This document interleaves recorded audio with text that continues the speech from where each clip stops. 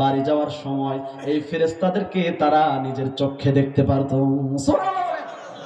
কেন কেন এমন হতো কেন? আল্লাহ নবী বোঝাতে চাইলেন সাহাবীরা রে, তুমি যে কোরআন কারীম তিলাওয়াত করছিলে, এই ফেরেশতারা তোমার তিলাওয়াত যখন শুনতেছিল, দুনিয়ার খবর তাদের কাছে ছিল না, পরকালের কোনো খবর তাদের কাছে ছিল না, তারা কোথায় আছে তাদের এই স্মরণ নাই, এতটাই মনোযোগ সহকারে তোমার কোরআন তিলাওয়াত শুনতেছিল। মা আর হাত্তা মা আরান নাস, হাত্তা ইয়ারান নাস, মানুষ তাদেরকে দেখতে পাইতো। লাউ ক্বারা'তা আসবাহাত, তুমি যদি তিলাওয়াত করতে করতে সকালে করে দিতাম, ইয়ারান নাস, মানুষ তাদেরকে দেখতে পাইতো। কানাত তাস্তাতিরু মিনহুম, এই ফেরেশতারা মানুষের চোখের আড়াল হতে পারতো না। সুবহানাল্লাহ।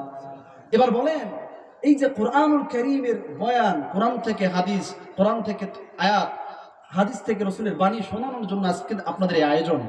এই কোরআন অবতীর্ণ হয়েছে কাদের জন্য বলেন তো? কথা বলেন, মানুষের জন্য না ফেরেশতাদের জন্য? কাদের জন্য? মানুষের জন্য। ফেরেশতাদের জন্য কি কোরআন অবতীর্ণ হয়েছে? ফেরেশতারা কি আমল করবে, কিভাবে তাদেরকে পরিচালিত করবে, এই বিধান কোরআনে নাই। কোরআনে যত বিধিবিধান সব কাদের জন্য? মানুষের জন্য। যেই ফেরেশতাদের জন্য কোরআন অবতীর্ণ হয় নাই, ওই ফেরেশতারাই যদি কোরআনের বিধান, কোরআন তেলাওয়াত এত মনোযোগ সহকারে শুনতে পারে, এই কোরআন শোনার প্রতি মনোযোগ আমাদের তাদের চাইতে কম হওয়া উচিত না বেশি হওয়া উচিত? বেশি হওয়া উচিত। সম্মানিত উপস্থিতি, বোঝাতে চাইলাম, ঘোড়ার চাইতেও, তার চোখের চাইতেও আমাদের চোখ সবল না দুর্বল? কথা বলেন, সবল না দুর্বল? পৃথিবীতে শুধুমাত্র কেবলমাত্র একমাত্র একজন মানুষ ছিলেন, মহামানব, যার চোখের মধ্যে কোনো ধরনের দুর্বলতা ছিল না। সেই মানুষটাকে বিশ্বনবী, আখির জামানার পয়গম্বর নবী মুহাম্মদুর রাসূলুল্লাহ সাল্লাল্লাহু আলাইহি ওয়াসাল্লাম।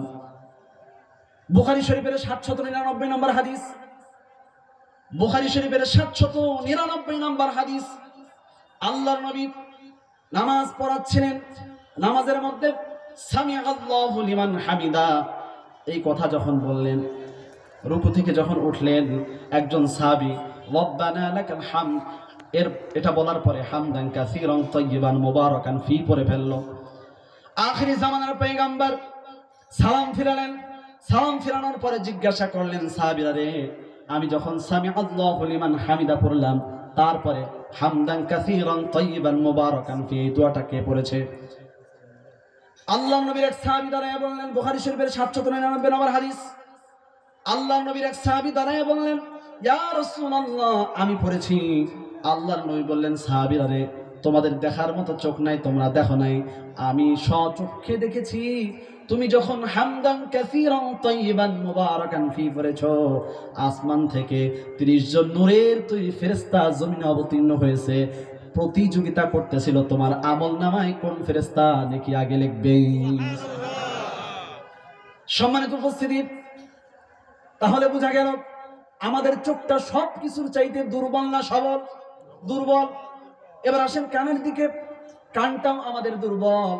কেমন দুর্বল দেখেন, এই যে কয়েকদিন আগে ভূমিকম্প হয়েছে কিনা, ভূমিকম্প যখন হয়েছে, যেমন স্যার পাশে বসা, একসাথে কথা বলতেছিলাম, আমার সামনে বসা, আমি এখানে বসা, হঠাৎ করে দেখি তালা জ্বলে, আমিও বুঝতে পারি নাই, স্যার তালা জ্বলতেছে কেন, শব্দ হয় কিসের? পরে তাকায় দেখি তালা জ্বলতেছে, ওর উপর দিকে তাকে সবকিছু কাটতেছে, বুঝতে পারলাম যে ভূমিকম্প হয়েছে। আপনারা এটা বুঝতে পারেন নাই? যখন ভূমিকম্প হয়েছে তখন বুঝতে পেরেছি, কিন্তু আমি আর আপনি বা পৃথিবীতে যত বিজ্ঞানী আছে, যত যন্ত্র আছে, ভূমিকম্প হওয়ার আগে কেউ বলতে পারে না যে কখন ভূমিকম্প হবে। ভূমিকম্প হওয়ার পরে বলতে পারে যে তাপমাত্রা এর ডিগ্রি কত ডিগ্রি ছিল, কথা ঠিক। কিন্তু আমি আর আপনি টের না পেলেও, বুঝতে না পারলেও, কুকুর আছে না, কুকুর, আবহাওয়া অফিসে কুকুর রাখা হয়। কেন? এই আবহাওয়া অফিসে কুকুর রাখা হয় এই জন্য, কুকুর বিড়াল এগুলো বুঝতে পারে ভূমিকম্প শুরু হওয়ার অনেক আগে। সুবহানাল্লাহ বলেন। কুকুর বিড়াল এগুলোর কানে আওয়াজ পৌঁছায় যায় যে জমিনের নিচে ঘুরপাক খাচ্ছে, কিছুক্ষণ পরেই ভূমিকম্প শুরু হবে। তাহলে ওই কুকুর বিড়ালের কাছে আমাদের কানটা সবল না দুর্বল? শুধু তাই নয়, ডলফিন কোথায় থাকে? সমুদ্রে না, সাগরের মধ্যে। নাবিকেরা যখন জাহাজে করে সফরে যায়, ঘুরতে যায়, অথবা প্রাণী শিকার করতে যায়, মাছ শিকার করতে যায়, চলতে চলতে এক পর্যায়ে যখন মাঝে পৌঁছে যায়, যখন জলোচ্ছ্বাস শুরু হবে কেউ বুঝতে পারে না, কেউ জানতে পারে না। জলোচ্ছ্বাস বিশেষজ্ঞ যারা, জলজ প্রাণী বিশেষজ্ঞ যারা, তারা গবেষণা করে দেখেছে পৃথিবীর কোনো বিজ্ঞানী, কোনো গবেষক বুঝতে না পারলেও আল্লাহ রাব্বুল আলামিন এই ডলফিনের শরীরের মধ্যে এমন যন্ত্র সেটিং করে দিয়েছেন, যখন জলোচ্ছ্বাস শুরু হবে, জলোচ্ছ্বাস শুরু হওয়ার আগেই নাবিকদের জাহাজের সামনে এসে ডলফিন লেজ নাড়ায়া নাড়া বলতে থাকে সামনের দিকে যাও না, পিছন দিকে ফিরে যাও। সুবহানাল্লাহ বলেন। তাহলে এই ডলফিনের কাছে আমাদের কান সবল না দুর্বল? সম্মানিত উপস্থিতি, শুধুমাত্র কেবলমাত্র একমাত্র পৃথিবীতে একজন মহামানব ছিলেন যার কানের মধ্যে কোনো ধরনের দুর্বলতা ছিল না। সুবহানাল্লাহ বলেন। তিনি হলেন আখিরি জামানার পয়গম্বর নবী মুহাম্মদুর রাসূলুল্লাহ সাল্লাল্লাহু আলাইহি ওয়াসাল্লাম। আবু দাউদ শরীফের 3089 নম্বর হাদিস, আবু দাউদ শরীফের 3089 নম্বর হাদিস, আখিরি জামানার পয়গম্বর নবী মুহাম্মদ রাসূলুল্লাহ সাল্লাল্লাহু আলাইহি ওয়াসাল্লাম আপনার যাচ্ছেন সাহাবায়ে কেরামকে সাথে নিয়ে, হঠাৎ করে দুইটা কবর রাসূলের সামনে উপস্থিত।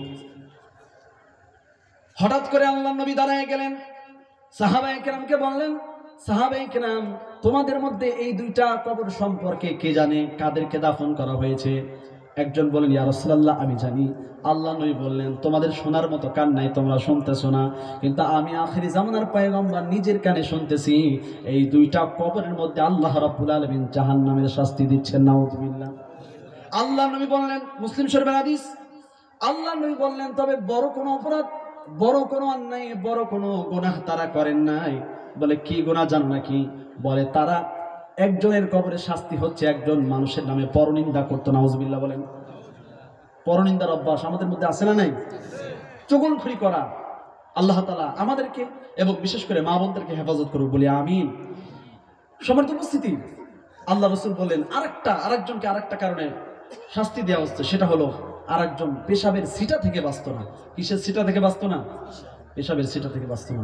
আমাদের মধ্যে অনেকে আছে না নাই, পেশাব করার পরে ঢিলা নাই, পানি ব্যবহার করে না, এদিকে একবারই এদিকে একবারই, লুঙ্গিটাকে প্যান্টটাকে টিস্যু বানাচ্ছে। নাউযুবিল্লাহি মিন যালিক। আছে না নাই? সতর্ক হয়ে যান, ভালো হয়ে যান। একজন মুসলিম হয়ে কিভাবে আপনি আপনার শরীরকে নাপাক রাখেন? একজন মুসলমানের সন্তান হয়ে কিভাবে আপনি আপনার পোশাককে নাপাক করে ফেলেন? লজ্জা করা উচিত। দাওয়াত দিলে বলে, ভাই নামাজ পড়ে আসি, বলে যে হুজুর শরীর খারাপ। আছে না নাই? শরীর খারাপ কাদের থাকে? মহিলাদের। লজ্জার বিষয়, আপনি একজন ছেলে মানুষ হয়ে, পুরুষ মানুষ হয়ে কিভাবে এই কথা বলেন আমার শরীর খারাপ? নাউযুবিল্লাহি মিন যালিক। অথচ আমি স্বচক্ষে দেখেছি, আমার বাস্তব কথা। আমার এক হিন্দু ভাই উনি এরকম টিস্যু ব্যবহার করে, টয়লেট টিস্যু ব্যবহার করে, পানি তো ব্যবহার করেই। তোরাকে জিজ্ঞাসা করলাম, ভাই এই যে ঢিলাকুলুক ব্যবহার করা, পানি ব্যবহার করা, এটা তো আমাদের ধর্মের আদর্শ, রাসূলের থেকে আমরা শিখছি, আপনি ব্যবহার করেন কেন? উনি বলছে, হুজুর হতে পারে আমি হিন্দু অমুসলিম, কিন্তু পেশাব করব, এই পেশাব আমার গায়ে লেগে থাকবে, পোশাকে লেগে থাকবে, আমি পায়খানা করব, পানি ব্যবহার করার আগে তো হাত ওইখানে যায়, তো সরাসরি আমার পায়খানাটা হাতে লাগবে, এটা তো নিজেও মানে আকলে ধরে না। একজন হিন্দু ভাই হয়ে তার আকলে ধরছে, কিভাবে পেশাব দিয়ে আমি আমার পোশাক নাপাক করি, কিভাবে টিস্যু ব্যবহার না করে আমি কিভাবে হাতকে নাপাক করে ফেলি আগে। আল্লাহ তাআলা আমাদের সহি বুঝদান করুক বলে আমি। তাহলে মনে করতেছি গুনাহটা বিশাল বড় না, কিন্তু সামান্য দুইটা অপরাধের কারণে কবরের মধ্যে জাহান্নামের শাস্তি হচ্ছে। নাউযুবিল্লাহ বলেন। আল্লাহ আমাদের হেফাজত করুক। সম্মানিত উপস্থিতি, যেটা বলতেছিলাম, আমাদের এই চোখ দুনিয়াতে চলার জন্য কোনটা সঠিক, কোনটা ঠিক, কোনটা বেঠিক, এটা আমি আমার চোখ দিয়ে বুঝবো না, এটি আমি আমার কান দিয়ে বুঝবো না। কোনটা সঠিক, কোনটা বেঠিক, এটা বোঝার জন্য একমাত্র শুধুমাত্র নির্ভর করতে হবে কোরআন আর হাদিসের উপরে। কথা ঠিক কিনা? এই জন্য রসুলের চোখেও দুর্বলতা ছিল না, কানেও দুর্বলতা ছিল না। এই জন্য রসুল হলেন শারিয়া, শরীয়ত প্রণেতা। রসুল যদি বলেন এটা হালাল, হালাল, যদি বলেন এটা হারাম, হারাম। কথা ঠিক কিনা? সম্মানিত উপস্থিতি, এই জন্য পথ হলো দুইটা। বলেন কয়টা? একটা হলো কোরআনের পথ।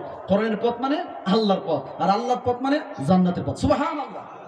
আর একটা হলো মন চাহি জিন্দেগি, নিজের ইচ্ছা মতো চলা, এটা হলো শয়তানের পথ, আর শয়তানের পথ মানে জাহান্নামের পথ। নাউযুবিল্লাহ বলেন। এই জন্য আমরা শুনবো কোনটা? নিজের জেহেনে, নিজের ব্রেনে যেটা আসে সেটা না, আল্লাহ যেটা বলছেন সেটা। সম্মানিত উপস্থিতি, আজ এই কারণেই ভুল হচ্ছে। কোরআন হাদিসে কি আছে সেটা দেখা নাই, এটা ফলো করি না, নিজের মুখে যেটা আসে সেটা বলে ফেলি। নিজের চোখে যেটা ভালো মনে করি সেটাই বলে ফেলি। অথচ আমরা যেটা চোখ দিয়ে দেখি, আমরা যেটা কান দিয়ে শুনি, আমরা যেটা জবান দিয়ে বলি, নিজের বুদ্ধি বিবেক অনুযায়ী দেখা যাচ্ছে কোরআন হাদিসের সাথে মিলাইলে অধিকাংশই ভুল। কথা ঠিক কিনা?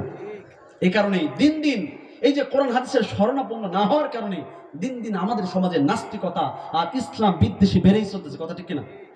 আপনারা জানেন, যেটা না বললে হবে না, আমাদের জানতে হবে, বুঝতে হবে। আবুল সরকার একজন বয়াতি কয়েকদিন আগে আল্লাহকে নিয়ে বাজে মন্তব্য করছেন না ভাই? কে কোন দল করেন ওটা আমার দেখার বিষয় না, আমার দল বড় না ইমান বড়? ইমান বড়। তিনি ইসলাম নিয়ে, আল্লাহকে নিয়ে একদম বাজে বাজে মন্তব্য করেছেন। আমরা মনে করেছিলাম অন্যান্য যত বাউল আছে যারা এরকম বলে না, তারা মনে হয় ওনার বিরুদ্ধে সম্মেলন বিক্ষোভ মিছিল করবে। দেখলাম ওনারা বাঁচানোর জন্য সব বাউল এক হয়ে গেছে। কথা ঠিক কিনা? আবার দেখলাম, মনে কিছু করবেন না, আমার দল বড়, নেতা বড় না ইমান বড়? আমরা দেখলাম সরকার প্রধান এমন একজন ব্যক্তি বাউলের পক্ষ অবলম্বন করলো, তার মুক্তির দাবি করলো। আশ্চর্যের বিষয় হলো আল্লাহকে নিয়ে বাজে মন্তব্য করলো, আল্লাহকে গালি দিল, সেই বিষয় করে বক্তব্য দিল না। কথা ঠিক কিনা? এখন কি অবস্থা হলো? আল্লাহ বড় না আবুল সরকার বড়? কথা বলেন, আল্লাহ বড় না আবুল সরকার বড়? আরে দুই একটা ভোটের জন্য যদি আমি একজনের সাফাই গাই, আল্লাহর সে আবুল সরকারকে বড় মনে করি, তার মাথা ঠিক আছে?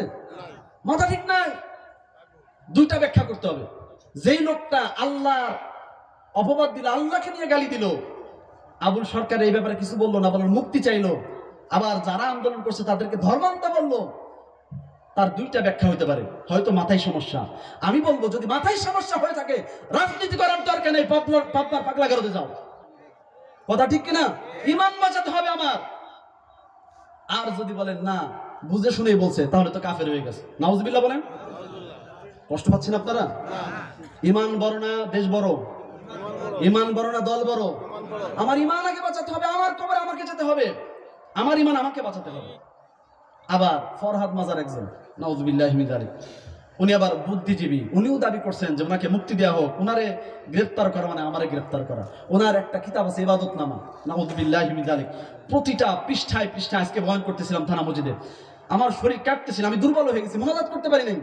ইবাদতনামা এই ফরহাদ মাজারের প্রত্যেকটা লাইনে লাইনে আজান নিয়ে, ইসলাম নিয়ে, আপনার নামাজ নিয়ে, আল্লাহকে নিয়ে এমন বাজে বাজে কথা বলেছে, সব নাস্তিক্যবাদ, সব নাস্তিকী কথা। নাউজুবিল্লাহি মিন যালিক।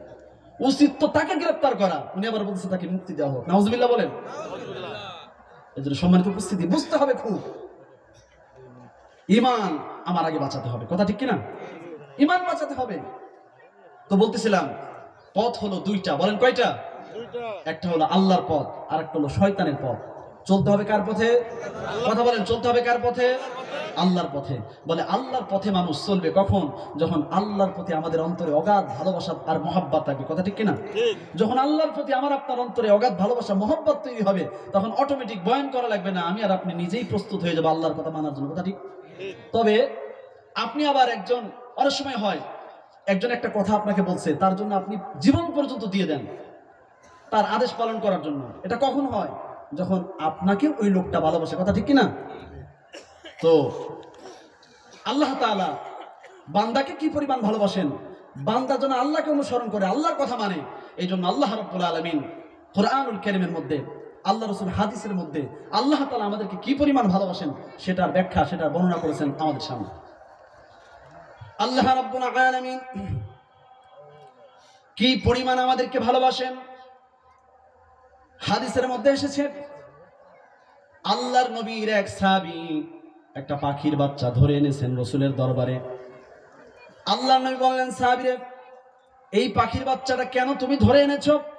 সাহাবী বলতেছেন, ইয়া রাসূলুল্লাহ, আমি পাখিটা কষ্ট দেওয়ার জন্য, বাচ্চাটাকে মাকে কষ্ট দেওয়ার জন্য ধরি নাই, পাখিটাকে কষ্ট দেওয়ার জন্য ধরি নাই, আমি পাখিটাকে ধরেছি আপনাকে দেখানোর জন্য। দেখেন, ছোট্ট একটা পাখির বাচ্চা, মা পাখি তার বাচ্চাকে বাঁচানোর জন্য, সেও জানে আমার সাথে সে পারবে না, সেও মারা যাবে, সেও খাঁচার মধ্যে বন্দী হবে, তারপরেও নিজের জীবনের মায়াকে উপেক্ষা করে বাচ্চাকে বাঁচানোর জন্য ঠুকরাতে ঠুকরাতে আমার সাথে আপনার দরবারে চলে এসেছে। ইয়া রাসূলুল্লাহ, আমি দেখাতে এসেছি, আমি আপনাকে দেখালাম যে বাচ্চার প্রতি তার মায়ের কি ভালোবাসা, কি মুহাব্বত। আখির জামানার পয়গম্বর বললেন, সাহাবীরা রে শোনো, এই বাচ্চার প্রতি মা পাখির যতটুকু ভালোবাসা, যতটুকু মহাব্বত একজন বান্দার প্রতি আল্লাহ রাব্বুল আলামিনের এর চাইতেও কোটি কোটি গুণে বেশি ভালোবাসা মহাব্বত রয়েছে। সুবহানাল্লাহ। সম্মানিত উপস্থিতি, শুধু তাই নয়, বুখারী শরীফের 6308 নম্বর হাদিস, বুখারী শরীফের 6308 নম্বর হাদিস, মুসলিম শরীফের 2747 নম্বর হাদিসের মধ্যে এসেছে, আল্লাহ নবী সাহাবায়ে কেরামকে বোঝানোর জন্য বললেন আল্লাহ তাআলা আমাদেরকে কি পরিমাণ ভালোবাসেন। আল্লাহ নবী সাহাবীদেরকে বললেন, সাহাবীরা রে, একজন মুসাফির সফর করার উদ্দেশ্যে উট নিয়ে রওনা হয়েছে, মরুভূমি দিয়ে চলতে চলতে বিশাল বড় মরুভূমির মাঝখানে পৌঁছে গেল। মরুভূমির মাঝখানে পৌঁছে যাওয়ার পরে উপরে রোদের তাপ, নিচের দিকে বালুর তাপ, সব দিক দিয়ে ক্লান্ত হয়ে গেল। ক্লান্ত হয়ে যখন লোকটা একটু বিশ্রাম করার জন্য গেল, হঠাৎ করে ঘুম থেকে উঠে দেখে উট খাদ্য পানীয় নিয়ে হারিয়ে গেছে। আল্লাহ নবী সাহাবায়ে কেরামকে বললেন, এত বড় মরুভূমি, তৃষ্ণার যন্ত্রণা, সামনের দিকে যদি যেতে চায় ক্ষুধার যন্ত্রণায়, তৃষ্ণার যন্ত্রণায় ছটফট করতে করতে মারা যাবে, আবার যদি পিছনের দিকে আসে তাও ছটফট করতে করতে মারা যাবে। লোকটা হতাশ হয়ে নৈরাশ হয়ে আবার সেই মরুভূমির মাঝখানে ঘুমিয়ে পড়লো। ঘুম থেকে আবার উঠলো, উঠার পরে দেখলো খাদ্য আর পানীয় নিয়ে আবার উটটা তার সামনে উপস্থিত হয়ে গেছে। ও সাহাবায়ে কেরাম, বলো এই সাহাবীর কাছে কেমন লাগবে, কতটা আনন্দ লাগবে। আল্লাহ নবী আবার নিজেই বললেন, সাহাবীরা রে শোনো, এই দুনিয়ার মধ্যে যত মানুষ খুশি আছে, যত মানুষ আনন্দের মধ্যে আছে, সবচাইতে খুশি এবং আনন্দের মধ্যে এই লোকটা আছে। কথা ঠিক কিনা?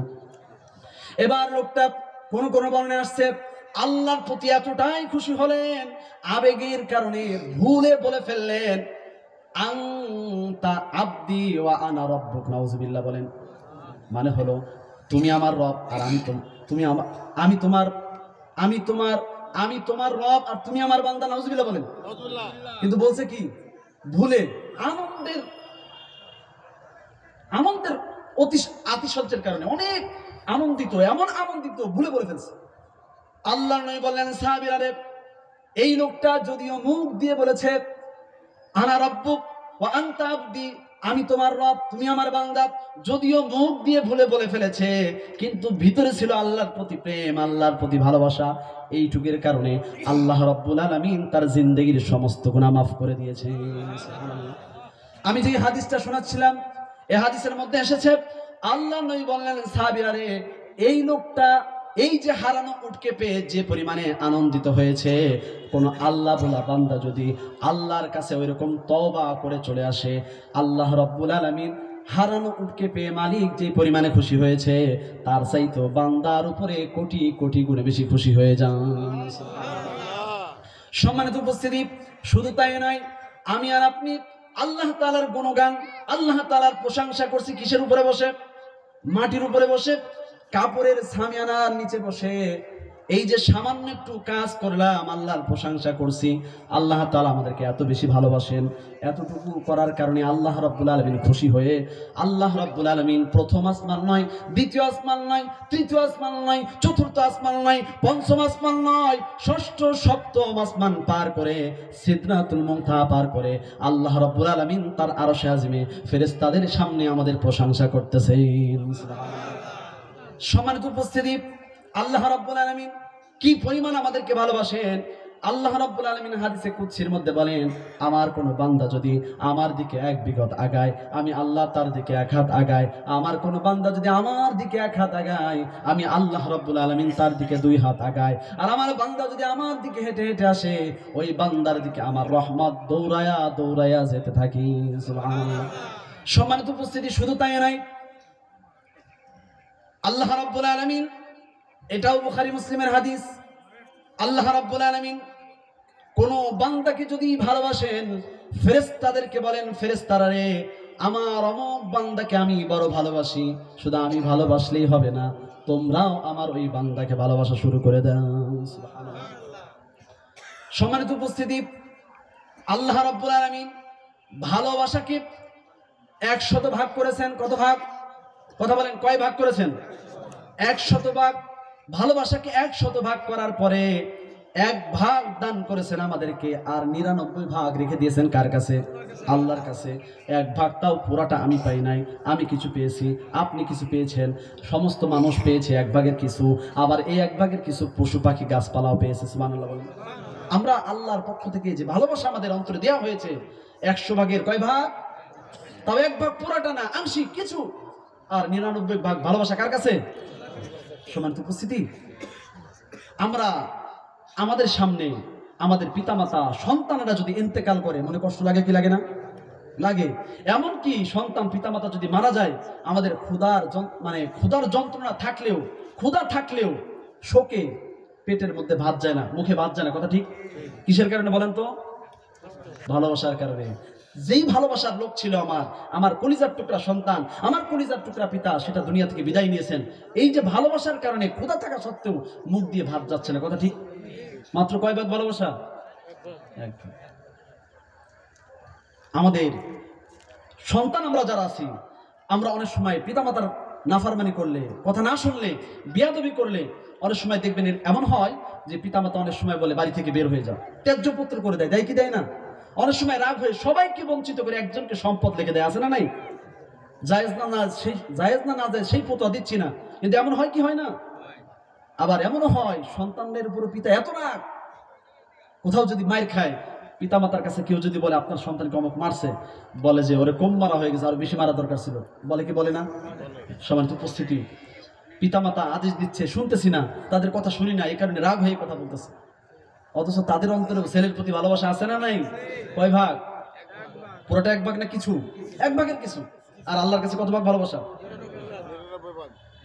এই যে 99 ভাগ ভালোবাসা থাকার কারণে প্রতিদিন 5 বার আল্লাহ রাব্বুল আলামিন মসজিদের মাইক দিয়ে মুয়াজ্জিনের মাধ্যমে আমাদেরকে ডাকেন কি ডাকেন না? প্রতিদিন 5 বার ডাকেন। আমরা সারা দেই না। একদিন, 2 দিন, 3 দিন, 4 দিন, 5 দিন, 6 দিন চলে যায়। সপ্তাহে একদিন মাত্র শুক্রবারে যায় অনেকে মসজিদে উপস্থিত হই। বলেন আমার বন্ধুরা, আল্লাহ রাব্বুল আলামিন যদি ইচ্ছা করতেন, ঘাড় ধাক্কা দিয়ে মসজিদ থেকে বের করতে পারতেন কি পারতেন না? করেন না। উল্টা ফেরেশতাদেরকে বলেন, ফেরেশতারা আমার বান্দা বুঝতে পারে নাই, আমার বান্দার মধ্যে অনুভূতি জাগ্রত হয় নাই। আজকে যেহেতু সপ্তাহে মাত্র একদিন এসেছে, তারপরেও এতটুকু করার কারণে আমার এই বান্দার জিন্দগির সমস্ত গুনাহ খাতাকে মাফ করে দাও। এখন এই ফতোয়া পাওয়ার পরে অনেকে চিন্তা করে, যাক শীতের দিন মাফ পেয়ে গেছে, একদিন উপস্থিত হলে হবে, এমন বিষয়টা। এই যে আল্লাহ গুনাহ মাফ করলো, সগীরা গুনাহ মাফ হয়েছে, কিন্তু 5 ওয়াক্ত নামাজ যে পড়েন নাই, কবিরা গুনাহ তওবা ছাড়া মাফ হবে না, আবার ওই কাজা নামাজ আদায় করতে হবে।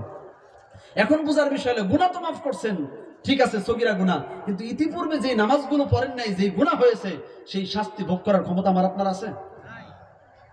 বুঝাতে চাই না আল্লাহ রাব্বুল আলামিন কি পরিমাণ ভালোবাসেন। এই যে পিতামাতা রাগ হয়ে গেছেন, রাগ হওয়ার পরে এমন যেই পিতামাতা আমাদের প্রতি প্রচন্ড রাগ ছিল, কোনো সন্তান যদি এরকম নাফরমান সন্তান যদি কূপের মধ্যে পড়ে যায়, আমাদের সমাজে পায়খানার ট্যাঙ্কির মতো যে গর্ত করে ইন্দারা বানায়, আমরা আঞ্চলিক ভাষায় ইন্দারা বলতাম ফরিদপুরে, গভীর নলকূপ যেখান থেকে পানি উত্তোলন করা হয়, এমন একটা নলকূপের মধ্যে, পরিত্যক্ত নলকূপ, যার মধ্যে সাপ বিচ্ছু পোকামাকড় আছে, এর মধ্যে কোনো সন্তান যদি পড়ে যায়, পিতামাতার মনে কষ্ট লাগবে কি লাগবে না? কথা বলে, লাগবে কি লাগবে না? শুধু এই কথা বলবে আমার কষ্ট লাগতেছে না, উঠানোর চেষ্টা করবে, উঠানোর চেষ্টা করবে। কোন সন্তান যদি কূপের মধ্যে পড়ে যায়, এই কূপ থেকে উঠানোর জন্য 4টা শর্ত। বলেন কয়টা শর্ত?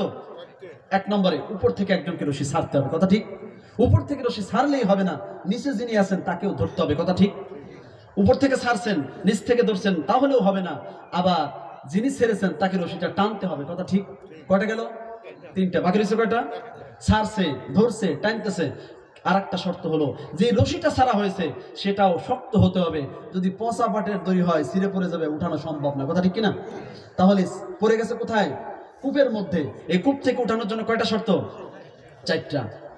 4টা শর্ত। উপর থেকে একজনকে রশি ছাড়তে হবে, নিচ থেকে ধরতে হবে, উপর থেকেও টানতে হবে, আবার এই রশিটা শক্ত হইতে হবে। আল্লাহ রাব্বুল আলামিন কি পরিমাণ ভালোবাসেন দেখেন। আমাদের কারো সন্তান যদি কূপের মধ্যে পড়ে যায়, আমরা ব্যথা পাই, আঘাত লাগে, কষ্ট লাগে। এমনকি যদি অন্ধকার থাকে, লাইট দিয়ে উপর থেকে ধরে রাখি, তাকে মুক্ত করার ব্যবস্থা করি। সম্মানিত উপস্থিতি, আল্লাহ রাব্বুল আলামিন ওয়াতাসিমু বিহাবলিল্লাহ। এই আয়াতের মাধ্যমে মুফাসসিরিনে কেরাম ব্যাখ্যা করতে চান, ব্যাখ্যা করেন। আমরা ছিলাম কোথায় বলেন তো? কথা বলেন। জান্নাতে ছিলাম। কোথায় ছিলাম? আর জান্নাত কোথায়? উপরে। কথা বলেন, জান্নাত কোথায়? আল্লাহ রাব্বুল আলামিন ওই জান্নাত থেকে দুনিয়া নামক কূপের মধ্যে যখন পড়ে গিয়েছি, আল্লাহ রাব্বুল আলামিন আমাদেরকে দুনিয়ার মানুষের চাইতে কত গুণ বেশি ভালোবাসেন। কথা বলেন। 99 গুণ। যে আল্লাহ রাব্বুল আলামিন তার কাছে 99 গুণ ভালোবাসা রেখেছেন। আল্লাহ রাব্বুল আলামিন একটা রশি ছেড়েছেন। আল্লাহ রাব্বুল আলামিন কোরআন কারীমের মধ্যে ওয়াতাসিমু বিহাবলিল্লাহ এই আয়াতের মাধ্যমে বোঝাতে চান, বান্দারে তুমি তোমার ত্রুটির কারণে দুনিয়া নামক কূপের মধ্যে যেহেতু পড়ে গিয়েছো, আমি কিন্তু বসে নাই, আমি আল্লাহ তোমাদেরকে সেখান থেকে মুক্ত করে আবার জান্নাতে নেওয়ার জন্য ব্যস্ত হয়ে পড়েছি। সুবহানাল্লাহ বলেন। আল্লাহ রাব্বুল আলামিন আয়াতের মাধ্যমে বোঝাতে চাইলেন, বান্দারে উপর থেকে রশি ছেড়েছি আমি, উপর থেকে রশি টানবো আমি। আবার যে রশিটা ছেড়েছি সেই রশিটা কোনো পচা পাটের দড়ি না, সেই রশিটা খুবই শক্ত। বান্দা তুমি শুধু ধরবা, বাকি 3টা শর্ত পূরণ করে জান্নাতে নেওয়ার মালিক জিম্মাদারি আমি আল্লাহ নিয়ে নিলাম। এই জন্য আল্লাহ রাব্বুল আলামিন বলেন, ফাবিমা রাহমাতিন মিনাল্লাহি লিনতা লাহুম ওয়ালাউ কুনতা ফাযযান গালিযাল কলবি লানফাদ্দু মিন হাওলিক। আল্লাহ রাব্বুল আলামিন অন্য আয়াতের মধ্যে বলেন, বান্দারে فإما يأتينكم مني هدى فمن تبع هداي فلا خوف عليهم ولا هم يحزنون। আল্লাহ রাব্বুল আলামিন বলেন, বান্দারে فإما يأتينكم مني هدى فمن تبع হুদায় ফালা খাউফুন। যেই বান্দার কাছে এই রশিটা পৌঁছেছে, হেদায়েত নামক রশিটা পৌঁছাইছে, মুফাসসিরিনে কেরাম বলেন সেই রশিটা কি? ইন্না হাবলাল্লাহি ওয়াল কুরআন। সেটা হলো কি? কথা বলেন, সেই রশিটা কি?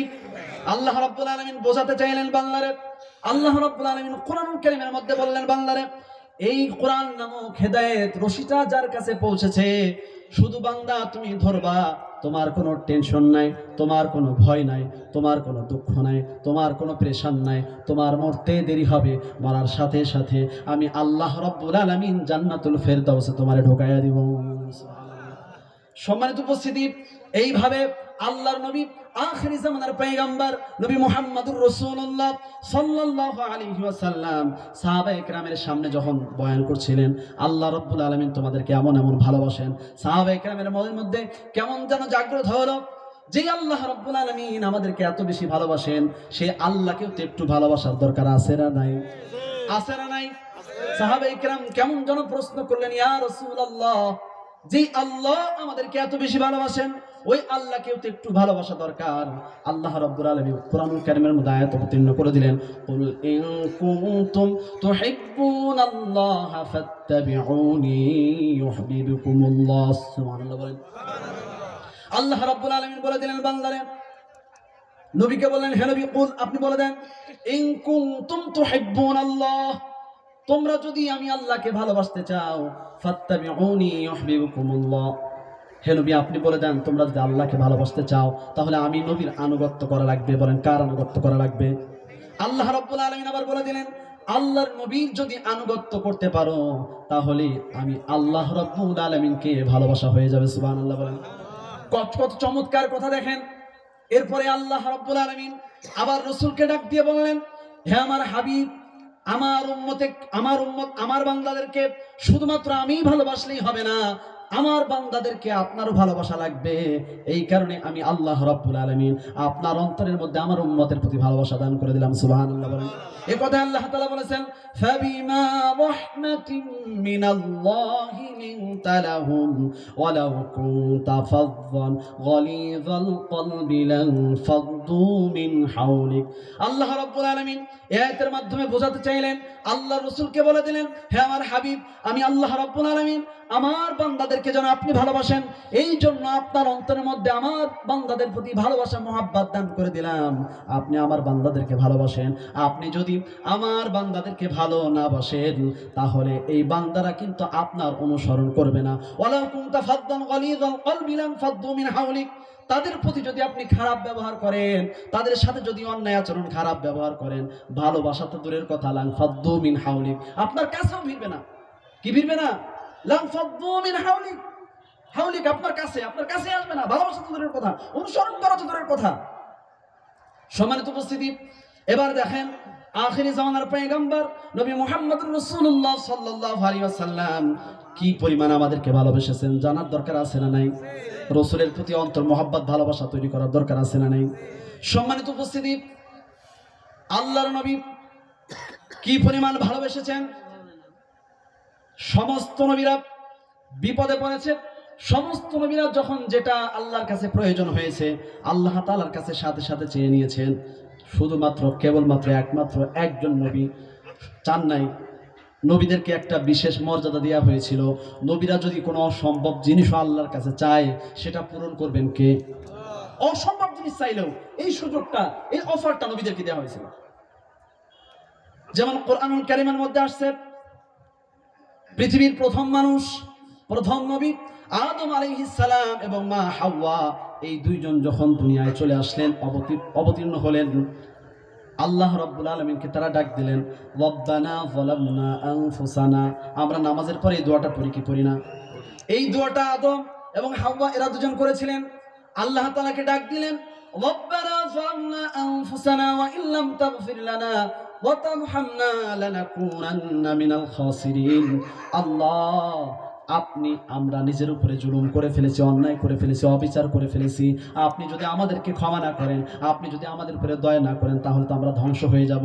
আল্লাহ রাব্বুল আলামিনকে ডাক দিলেন, রব বলে মায়া নিয়ে আল্লাহ রাব্বুল আলামিন তাদের দুইজনের জিন্দেগির সব ত্রুটি মাফ করে দিলেন। সুবহানাল্লাহ বলেন। শুধু তাই নয়, মুসা আলাইহিস সালাম জবানে জড়তা ছিল, আল্লাহ রাব্বুল আলামিনকে ডাক দিলেন, বলেন দুনিয়াতে যত মানুষ তোতলা আছে, তোতলা এর কোনো চিকিৎসা আছে? সহজে কিন্তু সারে না, বরং আরো বাড়ে। নবী মুসা আলাইহিস সালাম আল্লাহকে ডাক দিলেন, রব্বি শরহ লি সাদরি ওয়া ইয়াসসির লি আমরি ওয়াহলুল উকদাতাম মিন লিসানি। আল্লাহ, আমার বক্ষকে আপনি প্রশস্ত করে দেন। রব্বি শরহ লি সাদরি ওয়া ইয়াসসির লি আমরি, আমার যত কাজ আছে সব কাজ সহজ করে দেন। ওয়াহলুল উকদাতাম মিন লিসানি, আমার জবানে যে জড়তা আছে জড়তা দূর করে দেন। আল্লাহ রাব্বুল আলামিন দোয়া করেছেন, তার দোয়াকে কবুল করে নিয়েছেন। হযরত ইব্রাহিম আলাইহিস সালাম বয়স 85-র উপরে, সন্তান হয় না। বলেন 85 বছর বয়সে সন্তান হওয়ার সম্ভাবনা আছে না নাই? সম্ভাবনা নাই, জানেন সম্ভব না। তারপর আল্লাহর কাছে দোয়া করলেন, রব্বি হাবলি মিনাস সালিহিন। আল্লাহ, আমি জানি এই বয়সে সন্তান হয় না, তারপরেও তো আপনি একটা নবীদেরকে সুপার পাওয়ার দিয়েছেন, দোয়া করলে ফেরত দিবেন না। ওই আশা নিয়ে আমি আপনার কাছে দোয়া করলাম, যদিও অসম্ভব। আল্লাহ, আপনি আমার একটা নেককার সন্তান দেন। ইব্রাহিম আলাইহিস সালামকে নেককার সন্তান দিবেন না, দেন নাই? শুধু তাই নয়, জাকারিয়া আলাইহিস সালাম বয়স 100-র উপরে, স্ত্রীর বয়স 90-এর উপরে, এমন বয়সেও সন্তান হওয়া সম্ভব ছিল, কথা ঠিক কিনা? এই বয়সেও আল্লাহ তাআলার কাছে দোয়া করলেন ওই বিশ্বাস নিয়ে। আল্লাহর কাছে যদি নবীরা দোয়া করে ফিরাইয়া দেন না, দোয়াটা করে ফেলেছেন, রব্বি হাবলি মিন লাদুনকা যুররিয়াতান তাইয়্যিবা। আল্লাহ রাব্বুল আলামিন সাথে সাথে কোরআনুল কারীমের মধ্যে আসছে, তাকে সাথে সাথে সন্তানের সুসংবাদ দান করে দিয়েছেন। সুবহানাল্লাহ। সম্মানিত উপস্থিতি, সমস্ত নবীদের দিকে খেয়াল করেছেন কিনা? আদম আলাইহিস সালাম যখন আল্লাহর কাছে দোয়া করেছেন, নিজের জন্য, নিজের স্ত্রীর জন্য দোয়া করেছেন, কথা ঠিক কিনা? মুসা আলাইহিস সালাম যখন দোয়া করেছেন, আপনারা খেয়াল করেছেন কিনা জানি না, রব্বি শরহ লি সাদরি, আমার বক্ষটাকে প্রশস্ত করে দেন, ওয়া ইয়াসসির লি আমরি, আমার কাজকে সহজ করে দেন, ওয়াহলুল উকদাতাম মিন লিসানি, আমার জবানের জড়তাকে দূর করে দেন। সব কার জন্য করছেন? কথা বলেন। সব নিজের জন্য করেছেন। ইব্রাহিম আলাইহিস সালাম নিজের জন্য সন্তান চেয়েছেন, জাকারিয়া আলাইহিস সালাম নিজের জন্য সন্তান চেয়েছেন। শুধুমাত্র কেবলমাত্র একমাত্র একজন নবী যখনই দোয়া করেছেন নিজের জন্য চান নাই, নিজের সাথে সাথে গোটা উম্মতদের জন্য আল্লাহর কাছে চেয়েছেন। সুবহানাল্লাহ বলেন। সম্মানিত উপস্থিতি, আল্লাহর নবী আখেরি জামানার পয়গম্বর, শত শত বিপদে পড়েছেন, তারপরেও দোয়াটা করেন নাই। আপনারা জানেন তায়েফের জমিনে আল্লাহর নবী যখন দাওয়াত দিয়ে গিয়েছেন, কাফেরেরা আল্লাহর নবীকে পাথর নিক্ষেপ করে রক্তে রঞ্জিত করে ফেলেছে শরীর, জুতা মুবারক পর্যন্ত রক্তে আটকে গিয়েছে। জানেন কি জানেন না? ফেরেশতা আসছে, একজন বুখারীর হাদিস, ফেরেশতা আসছেন, ইয়া রাসূলুল্লাহ, আপনি শুধু জবান দিয়ে বলবেন, বলতে দেরি হবে, উহুদ পাহাড়কে উঠায়া তায়েফবাসীর উপরে চাপা দিয়ে তায়েফবাসীকে মেরে ফেলবো। আল্লাহর নবী তখনও দোয়াটা করেন নাই। আমিরুল মুমিনিন হযরত ওমর রাদিয়াল্লাহু তাআলা আনহু আসছেন, ইয়া রাসূলুল্লাহ, আপনি আল্লাহর কাছে দোয়া করেন। আমরা বড় দুর্ভিক্ষের মধ্যে আছি, আমরা অনেক গরিবানার মধ্যে, অসচ্ছলতার মধ্যে আছি। আল্লাহ তাআলার কাছে দোয়া করেন আল্লাহ রাব্বুল আলামিন যেন সচ্ছলতা দান করেন। আল্লাহ নবী বললেন, ও আমার সাহাবেরা শুনো শুনো, আমি নবী যদি আল্লাহকে বলি, আল্লাহ উহুদ পাহাড়কে সোনা বানায়া দাও, আল্লাহ রাব্বুল আলামিন সাথে সাথে উহুদ পাহাড়কে আমার জন্য সোনা বানায়া দিবেন। কিন্তু আমি নবী দোয়াটা করি নাই, সংরক্ষণ করে রেখেছি। শুধু তাই নয়, ক্ষুধার যন্ত্রণা, খন্দক যুদ্ধে সাহাবায়ে কেরাম যতটুকু গর্ত খনন করবেন, আল্লাহর নবী গর্ত খনন করার জন্য ততটুকু দায়িত্ব নিয়েছেন, বরং সাহাবীদের চাইতে আরো বেশি নিয়েছেন। সাহাবায়ে কেরাম গর্ত খনন করতে করতে এক পর্যায়ে ক্ষুধার যন্ত্রণা সহ্য করতে পারেন না, আল্লাহর নবীর কাছে আসছেন, ইয়া রাসূলুল্লাহ, আল্লাহর নবীর কাছে যাচ্ছেন না, আল্লাহর নবীর কাছে যাবেন কেমনে? সাহাবায়ে কেরাম পরামর্শ করলেন, যার কাছে যাব সেই তো না খেয়ে আছেন। সুবহানাল্লাহ বলেন। সাহাবায়ে কেরাম আবার মাটি কাটা শুরু করলেন, আবার গর্ত খনন করা শুরু করলেন। সাহাবায়ে কেরাম গর্ত খনন করতে করতে আবার যখন ক্ষুধার যন্ত্রণা সহ্য করতে পারেন না, পেটের মধ্যে পাথর বাঁধলেন, তারপরে রাসূলের কাছে যান নাই। এবার পেটের মধ্যে পাথর বেঁধে একের পর এক মাটি খনন করছেন, গর্ত খনন করছেন। সাহাবায়ে কেরাম যখন হতাশ হয়ে গেলেন, অসুস্থ হয়ে যাচ্ছেন, জমিনের মধ্যে বেহুশ হয়ে পড়ে যাবেন, এমন অবস্থায় যখন উপনীত হলেন, সমস্ত সাহাবায়ে কেরাম পরামর্শ করে আল্লাহর নবীর কাছে চলে গেলেন, ইয়া রাসূলুল্লাহ, গর্ত খনন করছিলাম ক্ষুধার যন্ত্রণা সহ্য করে, তারপরও আপনার কাছে আসতে চাই নাই। যখন অসুস্থ হয়ে যাচ্ছিলাম, পেটের মধ্যে পাথর বেঁধেছি, যেন একটু পেটে ভারী লাগে। ইয়া রাসূলুল্লাহ, পেটের মধ্যে পাথর বাঁধার পরও আপনার কাছে আসবো না সিদ্ধান্ত নিয়েছিলাম, এখন তো বেহুশ হয়ে জমিনে পড়ে যাচ্ছে, আর পারি না। ইয়া রাসূলুল্লাহ, অধৈর্য হয়ে আপনার কাছে এসেছি। আল্লাহর নবী সাহাবায়ে কেরামকে বললেন, সাহাবীরা রে, তোমরা ক্ষুধার যন্ত্রণা সহ্য করতে না পেরে পেটের মধ্যে একটা পাথর বেঁধেছো, আর আমি নবী তোমাদেরকে বলতামও না, আমি নবী তোমাদেরকে জানাতামও না, আমি নবী ক্ষুধার যন্ত্রণা সহ্য করতে না পেরে পেটের মধ্যে দুইটা পাথর বেঁধেছি। সুবহানাল্লাহ। সাহাবায়ে কেরাম যখন দেখলেন, আরে যেই নবীর আমাদের প্রতি এত ভালোবাসা, ওই নবীকে ভালো না বেশি তো পারা যায় না, কথা ঠিক কিনা? সম্মানিত উপস্থিতি, আল্লাহর নবীর জন্য সাহাবায়ে কেরাম জীবন উৎসর্গ করে দেওয়ার জন্য কেন প্রস্তুত হয়েছিলেন? আল্লাহর নবীর একজন প্রিয় সাহাবী হযরত ওমর রাদিয়াল্লাহু তাআলা আনহু, ইসলামের দ্বিতীয় খলিফা আমিরুল মুমিনিন হযরত ওমর রাদিয়াল্লাহু তাআলা আনহু এর সন্তান, নাম হলো আব্দুল্লাহ। বলেন কি নাম? আব্দুল্লাহ রাদিয়াল্লাহু তাআলা আনহু পিতার ঈমান পরীক্ষা করার জন্য জিজ্ঞাসা করলেন, আব্বাজান, মনে করেন, কি বলছেন? মনে করেন বাস্তবে না, সত্যি না, মনে করেন কাফেরদের পক্ষ নিয়ে আমি জিহাদের ময়দানে এসেছি, আর আপনি ইসলামের পক্ষ নিয়ে, ইসলাম এবং মুসলমানদের অস্তিত্ব রক্ষা করার জন্য আপনি রাসূলের পক্ষ নিয়ে জিহাদের ময়দানে এসেছেন। মনে করেন আমি কাফেরের পক্ষ, আপনি ইসলামের পক্ষে, মুসলমানের পক্ষে। জিহাদ করতে করতে আপনি এক পর্যায়ে আমাকে সামনে পেয়ে গেলেন, এখন আপনি আমার সাথে কেমন আচরণ করবেন? আল্লাহু আকবার বলেন। আমিরুল মুমিনিন হযরত ওমর রাদিয়াল্লাহু তাআলা উত্তর দিলেন, যেই উত্তরটা দিয়েছে আমাদের দেশের শাসক যারা আছেন, আমাদের দেশের যারা রাষ্ট্রপ্রধান, রাষ্ট্র চালানোর পরিকল্পনা করেন, ওই রকম নেতা যদি আমরা পাইতাম, আজকে সমাজ থেকে সব ধরনের বিশৃঙ্খলা দূর হয়ে যেত, কথা ঠিক কিনা? আমিরুল মুমিনিন উত্তর দিলেন, সন্তান শুনে রাখো, তুমি আমার জন্মসূত্রে সন্তান হতে পারো, আমার মোহাব্বতের ছেলে হতে পারো, শুনে রাখো, স্পষ্ট ভাষায় বলছি, আমার সামনে কাফেরদের পক্ষ নিয়ে তুমি যদি জিহাদ করার জন্য আসতে।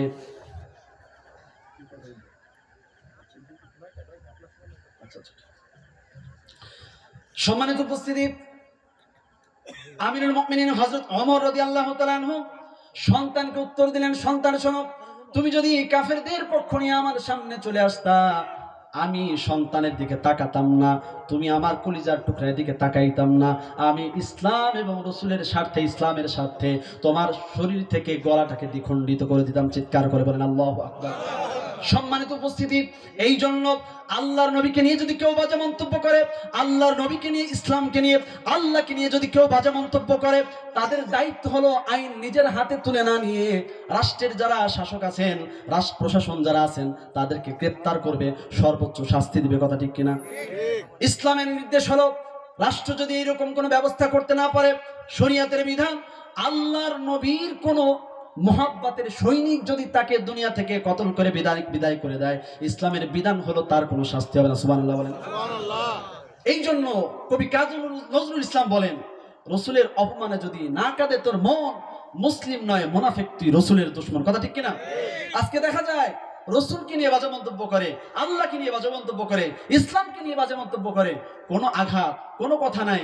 যত আঘাত যত কথা, যারা দুশমন যারা নাস্তিক তাদেরকে নিয়ে কথা বলে সবার মাথা গরম হয়ে যায়। কথা ঠিক কিনা? আবার যদি এরকম দুই একটা ধরা হয়, কোরআনকে নিয়ে অপমান করছে, রসুলকে নিয়ে গালি দিছে, ধরে প্রশাসনের কাছে দিলেও যারা ক্ষমতাশীল এরা বিভিন্নভাবে কলা কৌশলে কষ্ট করে প্রশাসনের ভাইরা ধরে, সর্বোচ্চ শাস্তি দেওয়ার চেষ্টা করে, লোকজন জোগাড় করে বলে যে ওর মাথায় সমস্যা আছে না নাই? বলেন এরকম, এর মাথায় সমস্যা ছিল।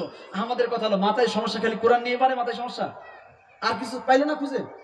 আল্লাহ নবীকে নিয়ে পাইলো মাথায় সমস্যা, খালি নবীকে চিনলো, আল্লাহকে চিনলো, কোরআন চিনলো, আর কিছু নাই।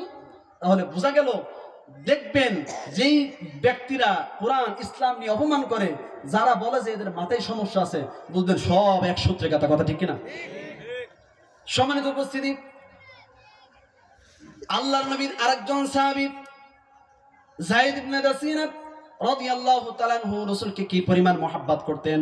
আল্লাহর নবীর ব্যাপারে কাফেরেরা তাকে যখন গ্রেফতার করলো, তাকে ফাঁসির কাস্টে ঝুলালো, যায়েদ ইবনে দাসিনাকে বলল, যায়েদ ইবনে দাসিনা, তোমার সত্য সত্য বলা লাগবে না, তুমি শুধু জবান দিয়ে বলো তোমার জায়গায় তুমি না হয়ে রসুল হলে বড় ভালো হতো। নাউজুবিল্লাহ, তোমাকে ফাঁসির কাস্টে যে চড়াবো, তোমার জায়গায় তুমি না হয়ে রসুল ভালো রসুল থাকলে ভালো হতো, এই কথা বলো। যায়েদ ইবনে দাসিনা বললেন, হে কাফেররা শুনে রাখো, এই কথা জবান দিয়ে বলা তো দূরের কথা, আল্লাহর নবীর পায়ের মধ্যে একটা কাঁটা বিদ্ধে আমি যায়েদ ইবনে দাসিনা সেটাও সহ্য করতে পারবো না। সুবহানাল্লাহ বলেন। সম্মানিত উপস্থিতি, আল্লাহর নবীর আরেকজন সাহাবী বারা ইবনে আযিব, তার ছোট্ট একটা কলিজার টুকরা তলহা রাদিয়াল্লাহু তাআলা আনহুকে নিয়ে চলে গেলেন রাসূলের দরবারে বয়ান শোনার জন্য। রাসূল বয়ান করবেন, সাহাবায়ে কেরাম যখন রাসূলের সামনে উপস্থিত ছিল, বয়ান করা শেষ, আল্লাহর নবীর সাহাবী বারা ইবনে আযিব যখন সন্তানকে নিয়ে বাড়ি চলে যাচ্ছেন, তার ছোট্ট একটা সন্তান তলহা রাদিয়াল্লাহু তাআলা আনহু বললেন, আব্বাজান, আল্লাহর নবী আপনাদের জন্য বয়ান করলেন, আপনারা আমল করবেন, কিন্তু আমার জন্য কিছু কথা বললেন না, যেই কথা অনুযায়ী আমি আমল করব। আবু তলহা রাদিয়াল্লাহু তাআলা আনহু বললেন, আব্বাজান আমাকে রাসূলের কাছে নিয়ে যান। বারা ইবনে আযিব নিয়ে গেলেন রাসূলের কাছে, যা বলেন, ইয়া রাসূলুল্লাহ, আপনার বড় বড় সাহাবায়ে কেরামকে উপদেশ দিয়েছেন তারা আমল করবে, আমার জন্য কোনো উপদেশ দেন নাই। কি পরিমাণ ভালোবাসা ছিল, আল্লাহর নবী তার ভালোবাসা বুঝতে পেরেছেন, তাকে পরীক্ষা করার জন্য বললেন, তুমি যদি আমাকে ভালোবেসেই থাকো, তুমি যদি চাও আমার একটা আদেশ পালন করতে, তাহলে এই নাও তরবারি নিয়ে তোমার পিতার শরীর থেকে মাথাকে আলাদা করে দাও। হযরত তলহা রাদিয়াল্লাহু তাআলা আনহু তরবারি নিয়ে দৌড় দিয়েছেন, পিতার শরীর থেকে মাথা দ্বিখণ্ডিত করে দিবেন। আল্লাহর নবী বললেন, থামো থামো, তোমার পিতার মাথাকে দ্বিখণ্ডিত করা লাগবে না, বরং আমি দেখতে চাইলাম, আমি বোঝাতে চাইলাম কি পরিমাণ মহব্বত আমার জন্য তোমার আছে। আল্লাহর নবী খুশি হয়ে গেলেন। তলহা রাদিয়াল্লাহু তাআলা আনহু, লম্বা ঘটনা, তলহা রাদিয়াল্লাহু তাআলা আনহু অসুস্থ হয়ে গেলেন। অসুস্থ হয়ে যাওয়ার পর আল্লাহর নবী দেখতে গেলেন, অবস্থা খারাপ হওয়ার পরে আল্লাহর নবী বললেন, বারা ইবনে আযিব, তোমার সন্তান যদি মারা যায় তাহলে আমাকে জানাবা, আমি নিজ হাতে তোমার সন্তানের গোসল করব, জানাজা পড়ব, দাফন কাফন নিজ হাতে করব। বারা ইবনে আযিব বললেন, এটা তো আমার জন্য সৌভাগ্যের বিষয়। ঘটনাক্রমে লম্বা ঘটনা, আল্লাহর নবীকে না জানায় তার দাফন কাফন সব শেষ। আল্লাহর নবী জানতে পারলেন, বারা ইবনে আযিবকে ডাক দিলেন, বারা ইবনে আযিব, তোমাকে তো বলেছিলাম, তুমি কেন করলে না, কেন আমাকে জানালে না? বারা ইবনে আযিব বলেন, ইয়া রাসূলুল্লাহ, আমি তো চেয়েছিলাম আমার সন্তানের গোসল, জানাজা, দাফন কাফন সব আপনি করাবেন, এটা তো আমার জন্য সৌভাগ্যের বিষয়। আল্লাহ রাসূল বললেন, তাহলে কেন জানালে না? বারা ইবনে আযিব বলেন, ইয়া রাসূলুল্লাহ, মৃত্যুর আগে আমার সন্তান তার হাতের উপরে হাত রেখে ওয়াদা করলো, আব্বাজান আজকে আমার সাথে আপনার একটা ওয়াদা করতে হবে। বলে, কি ওয়াদা? এবার তলহা বলেন, আব্বাজান আমি যদি দিনের বেলা মারা যায় তাহলে আপনি রসুলকে জানাবেন, আর যদি রাতের বেলা মারা যায় তাহলে রসুলকে জানাবেন না। আল্লাহর নবী আশ্চর্যান্বিত হয়ে গেলেন, আল্লাহর নবী হতভম্ব হয়ে গেলেন, কেন দিনের বেলা মারা গেলে আমাকে জানাবা, রাতের বেলার কেন নিষেধ করলেন? বারা ইবনে আযিব বলেন, ইয়া রাসূলুল্লাহ, আমার সন্তান আমাকে ডাক দিয়ে বলল, ইয়া আব্বা জান, ইয়া আবি, আমি যদি দিনের বেলা মারা যায় আল্লাহর নবী যেন আমার দাফন কাফন করে জানাজা পড়ায়। ও আব্বা জান, আমি যদি রাতের বেলা মারা যায় রাসূলকে জানাবা না? বলে কেন কেন? আমার সন্তান ছোট্ট তলহা আমাকে ডাক দিয়ে বলে, আব্বা জান, আল্লাহর নবী যদি রাতের বেলা আমার জানাজা পড়ানোর জন্য আসেন, পথিমধ্যে যদি কাফেরেরা গোপনে লুকায়ে থাকে, আমার নবীকে হত্যা করার জন্য পিছন থেকে আক্রমণ করে শহীদ করে দেয়, কিয়ামতের দিন আমি আল্লাহর সামনে কোন মুখ নিয়ে দাঁড়াবো? ও আব্বা জান, আল্লাহর নবীকে আপনি জানাই দিবেন দিনের বেলা মরলে যেন জানাজা পড়ে, রাতের বেলা মরলে যেন না আসে। আল্লাহর নবী তার জন্য দোয়া করলেন, খুশি হয়ে গেলেন। সম্মানিত উপস্থিতি, ওই রকম ভালোবাসা রাসূলের প্রতি দেখানোর দরকার আমাদের আছে না নাই? আছে না নাই? স্পষ্ট ভাষায় মনে রাখবেন, যারা ইসলামকে নিয়ে, আল্লাহকে নিয়ে, আল্লাহর নবীকে নিয়ে বাজে মন্তব্য করে, গালি দেয়, তার কোনো রাষ্ট্রীয় পরিচয় নাই, তার কোনো বংশীয় পরিচয় নাই, তার কোনো ধর্মীয় পরিচয় নাই, ওর একটাই পরিচয়, ও রাসূলের দুশমন। কথা ঠিক কিনা? এই জন্য মনে রাখবেন, আল্লাহর নবীর প্রতি আমাদের ভালোবাসা আছে না নাই, এটা প্রমাণ করার জন্য আল্লাহ রাসূল বলেন, হে আমার সাহাবায়ে কেরাম, তোমরা যদি আমাকে ভালোবাসতে চাও, হে আমার উম্মতেরা, আমাকে যদি ভালোবাসতে চাও, তারাকতু ফীকুম আমরাইন লাম তাদিল্লু মা তামাসসাকতুম বিহিমা কিতাবাল্লাহি ওয়া সুন্নাতা রাসূলি। হে আমার সাহাবায়ে কেরাম, তোমরা যদি পরকালে নাজাত পেতে চাও, দুইটা জিনিস অনুসরণ করবা। বলেন কয়টা? তারাকতু ফীকুম আমরাইন, আমি নবী তোমাদের মধ্যে দুইটা জিনিস রেখে গেলাম। লান তাদিল্লু মা তামাসসাকতুম বিহিমা কিতাবাল্লাহি ওয়া সুন্নাতা রাসূলি। এই দুইটা জিনিস যতদিন পর্যন্ত আঁকড়ে ধরবা, ততদিন পর্যন্ত তোমরা পথভ্রষ্ট হবে না। সুবহানাল্লাহ বলেন। সেই দুইটা জিনিস কি? সুন্নাহ আর কোরআন। রাসূলের হাদিস আর কি? কোরআন। তাহলে সেই কোরআন আর হাদিস এটা আঁকড়ে ধরার জন্য আমাদের সবার মেহনত, চেষ্টা থাকার দরকার আছে না নাই? কথা বলেন, আছে না নাই? আরে সেই মেহনত আমাদের সবার করা দরকার। সেই কোরআন আর সুন্নাহ সেটা আঁকড়ে ধরে রাখা দরকার। আর এটা আঁকড়ে ধরে রাখার জন্য সবচেয়ে উত্তম পদ্ধতি, সহজ পদ্ধতি একটা আছে। বলবো কথাটা? আচ্ছা বলেন, প্রতিদিন আমরা দূর দূরান্ত থেকে আপনাদের কোরআন হাদিসের বয়ান শোনাতে পারবো? প্রতিদিন আসতে পারবো? পারবো না। অনেক প্রোগ্রাম থাকে, বিভিন্ন জায়গায় যায়, কিন্তু প্রত্যেকটা ঘরে ঘরে যদি এরকম কোরআন আর হাদিসের ধারক বাহক থাকে, তাহলে আমাদেরকে হাওলাত করে আনা লাগবে এখানে। আর এর জন্য সহজ পদ্ধতি হলো একটা মাদ্রাসা কায়েম করার। কথা ঠিক কিনা? এই যে আমার সামনে একটা প্রস্তাবিত আব্দুর রহিম দারুল উলুম কওমি মাদ্রাসা এতিমখানা, এই এতিমখানাটা হোক, সবাই মিলে করব। কারা কারা চান? লিল্লাহি তাকবীর, লিল্লাহি তাকবীর। সম্মানিত উপস্থিতি, বুখারী শরীফের হাদিস, মুসলিম শরীফের হাদিস, আখিরি জামানার পয়গম্বর নবী মুহাম্মদ রাসূলুল্লাহ সাল্লাল্লাহু আলাইহি ওয়াসাল্লাম বলেন, ক্বালা রাজুলুন লা আতাসাদ্দাকান্না বিসাদাকাতিন। বুখারী শরীফের হাদিস। আল্লাহর নবীর সাহাবী বলেন, একজন লোক বলেন, আল্লাহর নবী বলেন, ক্বালা রাজুলুন লা আতাসাদ্দাকান্না বিসাদাকাতিন, আমি আজকে সদকা করব। কি করব? সদকা করব, দান করব। ফাখরাজা বিসাদাকাতিহি, লোকটা দানের মাল, সদকার মাল নিয়ে বের হয়েছে। ফাওয়াদা ফি ইয়াদি সারিকিন, একজন চোরকে দিয়েছে সদকা। কাকে দিয়েছে? চোরকে দিয়েছেন। সহিহ হাদিস, চোরকে দিয়েছেন। এরপরে মানুষ বলা বলি শুরু করলো, আরে ভাই, তুমি যে সদকা দিয়েছো, তুমি যে দান করেছো, তোমার দান তো কবুল হয় না। বলে কেন? কারণ তুমি যে দানটা করেছো সেটা চোরকে দিয়েছো। এবার লোকটা বলল, আল্লাহুম্মা লাকাল হাম, আল্লাহ আপনার প্রশংসা, আমি তো বুঝতে পারি নাই। লা তাসাদ্দাকান্না বিসাদাকাতিন, আমি আবার সদকা করব। হাদিসের মধ্যে আসছে, ফাখরাজা বিসাদাকাতিহি, লোকটা আবার সদকার মাল নিয়ে বের হলো। ফাওয়াদা ফি ইয়াদি গনিয়্যিন, সে একজন ধনীর হাতে সদকা রাখলো। কারাতে? ধনী বড়লোক সম্পদশালীকে সদকা করলো। আবার মানুষ বলা বলি করলো, তুমি কাকে সদকা করেছো? তোমার দান তো কবুল হয় নাই, কারণ তুমি একজন ধনী ব্যক্তিকে সদকা করেছো। আবার লোকটা বললো, আল্লাহুম্মা লাকাল হাম, আল্লাহ তোমার প্রশংসা, আমার কিছু করার নাই, আমি বুঝতে পারি নাই। লা তাসাদ্দাকান্না বিসাদাকাতিন, আমি আবার সদকা করব। ফাখরাজা বিসাদাকাতিহি, লোকটা আবার সদকা নিয়ে বের হয়েছে। এরপরে ফাওয়াদা ফি ইয়াদি জানিয়াতিন, সে একজন জিনাকারিনী নারীকে সদকা করলো। যখন জানতে পারলো জিনাকারিনী ছিল, লোকেরা বলা বলি করলো, 3 বার তুমি দান করেছো, একটা দানও কবুল হয় নাই, কারণ প্রত্যেকেই দিয়েছো। একজনও নেককার না, সবাই গুনাহগার। একজন চোর, আর একজন ধনী, আর একজন হলো জিনাকারিনী নারী। লোকটা হতাশ, ঘুমায় আছেন। হাদিসের মধ্যে এসেছে 1421 নম্বর হাদিস, সম্ভবত বুখারীর। আল্লাহ রাব্বুল আলামিন ওহীর মাধ্যমে ঘুমের মধ্যে তাকে জানায় দিলেন, বান্দারে, তোমার অন্তরে যদি ইখলাস ছিল আমি আল্লাহর প্রতি, আমি আল্লাহকে খুশি করার জন্য তুমি দান করেছিলা, ও বান্দা তুমি যে 3টা দান করেছো, আমি আল্লাহ রাব্বুল আলামিন তোমার 3টা দানকে কবুল আর মঞ্জুর করে নিয়েছি। আমরা কি কোনো জিনাকারিনীকে দান করব, কোনো চোরকে দান করব, আজকে কোনো বড় লোককে দান করব? একটা মাদ্রাসা হবে, কি হবে? কোরআন আর হাদিস যেখানে দর্স দেয়া হবে, এখানে খেদমত করার, দান করার দরকার আছে না নাই? জিনাকারিনীকে দিল সব হইল, চোরকে দিল সব হইল, যে বড় লোক ছিল তাকে দিল তারপরেও সব হইল। আর আমরা জানি এখানে কোরআন হাদিসের দর্স হবে, আর রাসূল বলছেন কোরআন হাদিস আঁকড়ে ধরো, এটার উপরে আমল করো। এখানে যদি বোঝার পরে, জানার পরে দান করি, কবুল হবে হবে, এর মধ্যে কোনো সন্দেহ নেই। কথা ঠিক কিনা? তিরমিজি শরীফের হাদিস, আল্লাহ রাব্বুল আলামিন লাম্মা খালাকাল্লাহুল আরদা, জমিন সৃষ্টি করলেন, জমিনটা কাঁপাকাঁপি শুরু করে দিল, কম্পন সৃষ্টি হয়ে গেল হঠাৎ করে আল্লাহ রাব্বুল আলামিন। এরপরে খালাকাল জিবালা, জমিনের মধ্যে একটা পাহাড় সৃষ্টি করলেন। সুবহানাল্লাহ বলেন। পাহাড় সৃষ্টি করার পরে জমিন কাঁপাকাঁপি বন্ধ করে দিল। ফেরেশতারা আশ্চর্যান্বিত, ফেরেশতারা হতভম্ব।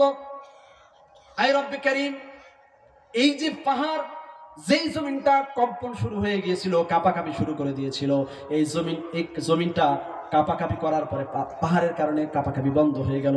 এত বড় ক্ষমতা পাহাড়ের। হাল মিন খালকিকা আসাদ্দু মিনাল জিবাল, হাল মিন খালকিকা শাইউন আসাদ্দু মিনাল জিবাল, এই পাহাড়ের চাইতে কোনো শক্তিশালী আরো জিনিস কোন আছে কিনা? আল্লাহ রাব্বুল আলামিন বললেন, হ্যাঁ আছে। ফেরেশতারা জিজ্ঞাসা করলেন, তাহলে সেটা কি? আল্লাহ রাব্বুল আলামিন বললেন, সেটা হলো লোহা। সেটা কি? আল হাদিদ, লোহা। বলে লোহা দিয়ে পাথর কাটা যায়, কথা ঠিক কিনা? এবার ফেরেশতারা বললেন, আয় রব্বে কারীম, হাল মিন খালকিকা শাইউন আসাদ্দু মিনাল হাদিদ, এই লোহার চাইতে মজবুত শক্তিশালী কোনো জিনিস আছে কিনা? আল্লাহ রাব্বুল আলামিন বলেন, হ্যাঁ আছে, সেটা হলো আগুন, কারণ আগুন দিয়ে লোহাকে গলানো যায়, কথা ঠিক কিনা? এবার ফেরেশতারা বললেন, আয় রব্বে কারীম, হাল মিন খালকিকা শাইউন আসাদ্দু মিনাল হাদিদ আসাদ্দু মিনান নার, এই আগুনের চাইতেও শক্তিশালী কোনো জিনিস আছে কিনা? এবার আল্লাহ রাব্বুল আলামিন বলেন, হ্যাঁ আছে, সেটা হলো পানি। সেটা কি? কারণ পানি দিয়ে আগুন নিভানো যায়, কথা ঠিক কিনা? এবার ফেরেশতারা আল্লাহ রাব্বুল আলামিনকে জিজ্ঞাসা করলেন, আল্লাহ, হাল মিন খালকিকা শাইউন আসাদ্দু মিনাল মা, এই পানির চাইতেও শক্তিশালী কোন জিনিস আপনি সৃষ্টি করেছেন কিনা?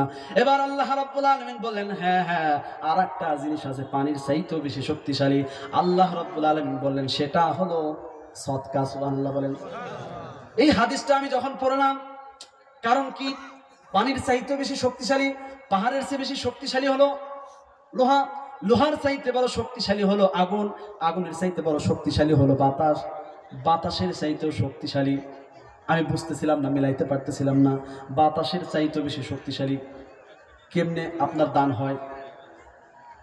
মুহাদ্দিসিনে কেরাম ব্যাখ্যা করেন, বাতাস জমিনের কূপের খাল, বিল, নদী নালার পানিগুলোকে বাষ্প বানায়া উড়ায়া উড়ায়া উপরে নিয়ে যায়, আসমানের নিচে নিয়ে যায়, কথা ঠিক কিনা? এরপরে জমিনের উপরে পড়ে। মুহাদ্দিসিনে কেরাম ব্যাখ্যা করেছেন, আরে শোনো শোনো, বাতাসের ক্ষমতা দুনিয়ার পানিগুলোকে একত্রিত করে বাষ্প বানায় উড়ায় উড়ায় আকাশে নিয়ে যায়, কিন্তু দানের ক্ষমতা, সৎকার ক্ষমতা এত বড়, বাতাস আপনার বাষ্প বানায় যে পানি কোথায় রাখছে? আসমানের উপরে না নিচে? আসমানের নিচে। কিন্তু সৎকার ক্ষমতা এমন, দানের ক্ষমতা এমন, প্রথম আসমান নয়, দ্বিতীয় আসমান নয়, তৃতীয় আসমান নয়, চতুর্থ আসমান নয়, পঞ্চম, ষষ্ঠ, সপ্তম আসমান ভেদ করে সিদরাতুল মুনতাহা পার করে আল্লাহর আরশে আজিম থেকে রহমত নামায় আসেন। সুবহানাল্লাহ বলেন। সে রহমত আমরা চাই কি চাই না? মাত্র 5টা লোক চাই, 5টা লোক, বেশি না, 10,000 করে টাকা দিবেন। 5টা লোক 10,000 করে টাকা দিবেন।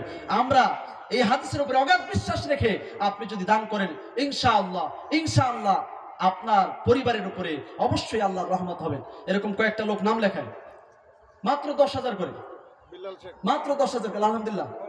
ভাইয়ের নাম কি? বিল্লাল। নারায়ে তাকবীর, নারায়ে তাকবীর। আল্লাহ তাআলা বিলাল ভাইয়ের অর্থনৈতিক আরো উন্নতি দান করুক, হায়াতে মালে সবকিছুতে বরকত দান করুক। আল্লাহ তাআলা আরো বেশি সম্পদশালী বানায়া আরো যেন সমাজে, রাষ্ট্রে, মাদ্রাসায় বেশি বেশি দান করতে পারেন, সেই তৌফিক দান করুন। বিপদ আপদ বালা মুসিবত সব কাটায় দেন। ভাই একটু নাম লেখায় প্লিজ, দ্রুত আমাদের বক্তা চলে আসবে।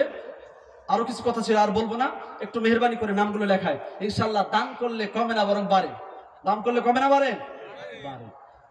আল্লাহ তাআলা হাদিসে কুদসি আমাদেরকে বলেছেন, ইয়া ইবনে আদম, হে আদম সন্তান, আনফিক, বেটা খরচ কর, উনফিক আলাইক, তুমি যদি খরচ করো আমি আল্লাহ তোমার জন্য খরচ করব। সুবহানাল্লাহ বলেন। আরেকজন নাম লেখায় প্লিজ ভাই, একটু দ্রুত আরেকজন নাম লেখায়, একটু নাম লেখায়, 10,000 করে নাম লেখায়। এমন না যে আপনার এখনই নগদ দেওয়া লাগবে, আপনি পরবর্তীতে দিবেন, যখন সুযোগ হয় আপনি দিবেন ইনশাআল্লাহ। মাদ্রাসার জন্য দিচ্ছেন, কোরআন হাদিসের খেদমতের জন্য দিচ্ছেন, হতে পারে এই 10,000 টাকায় আপনার নাজাতের জরিয়া হয়ে যাবেন। নাম কি ভাই? তুকাম বিশ্বাস। লিল্লাহি তাকবীর, লিল্লাহি তাকবীর। আল্লাহ তাআলা ভাইকে কবুল আর মঞ্জুর করুক। তুকাম ভাইয়ের মালে, অর্থনৈতিক জীবনে, ব্যবসা বাণিজ্যে সবকিছুতে বরকত দান করুক, বিপদ আপদ বালা মুসিবত দূর করে দিক। সম্মানিত উপস্থিতি, আরো কয়েকজন নাম লেখায়। দূর থেকে আসছি, মেহমানের সম্মানকে অপমান করবেন না। বাবলু শেখ, লিল্লাহি তাকবীর, লিল্লাহি তাকবীর। বাবলু ভাইয়ের হায়াতে, জীবনে, জিন্দেগিতে আল্লাহ বরকত দান করুক, বিপদ আপদ বালা মুসিবত দূর করুক, সন্তানাদি যারা আছে তাদের মধ্যে বরকত দান করুক। মাশাআল্লাহ, তাকবীর বলেন। সেলিম ভাই, লিল্লাহি তাকবীর, লিল্লাহি তাকবীর। আল্লাহ তাআলা এই দানের বদৌলতে প্রত্যেকের পিতামাতার কবরকে জান্নাতুল ফেরদাউস বানায় দেখ, বলে আমিন। কয়জন হয়েছে?